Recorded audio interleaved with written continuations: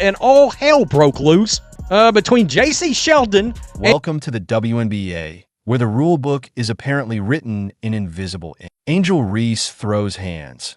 Marina Mabry delivers a shove, and refs sip tea like nothing happened. But Sophie Cunningham, she breathes near someone. Boom. Ejected like she brought a grenade to shoot around. What is happening? Is this a sports or improv night with whistles? Stick around, because this episode of Ref Roulette is wilder than a soap opera in sneakers. And trust us, it only gets messier from here. And then came the slap.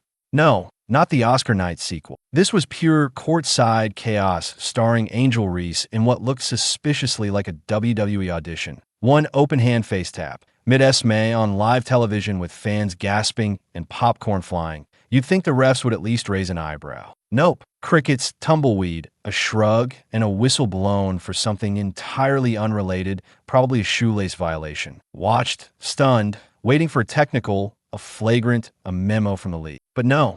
Apparently, if you do it with enough flair and post a selfie afterward, it's just passion. Meanwhile, back in a different game and on a completely different wavelength of justice, Sophie Cunningham barely flexes a defensive stance. And next thing you know, she's being escorted off the court like she tried to start a bonfire with the playbook. What did she do? Breathe? Exist too competitively?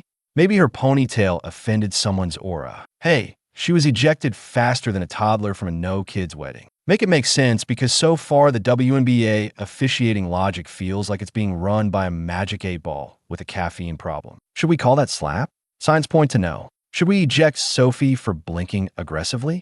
Absolutely yes. The discrepancy isn't just glaring, it's disco ball and the sun blinding. Angel Reese delivers a literal slap that echoed through the arena like a scene out of a soap opera, and everyone collectively decides it's just competitive spirit. Sophie? Oh, she showed too much hustle.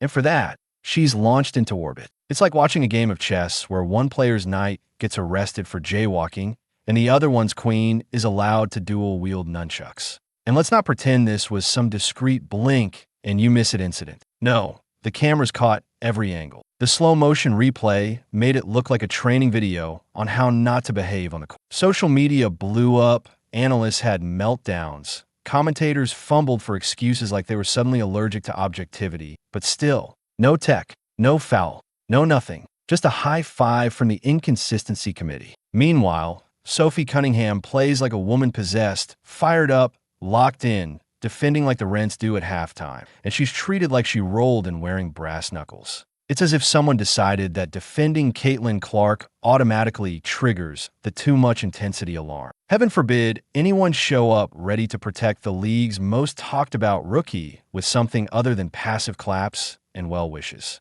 It's not just unfair, it's laughably theatrical. Even Marina Mabry shoved Caitlin Clark in a different game like she was trying to make room in a crowded elevator. And again, silence. The refs must have been on a union-mandated coffee break, because the level of apathy was almost impressive. Clark hits the floor, and the officials. They practically toss her a complimentary throw pillow on the way down, but Sophie Cunningham shows loyalty, speaks out, and plays like someone who knows the value of team over trends, and she's punished for it. There's no hiding the pattern anymore. Defend Caitlin Clark? Prepare for an officiating microscope? Opposer?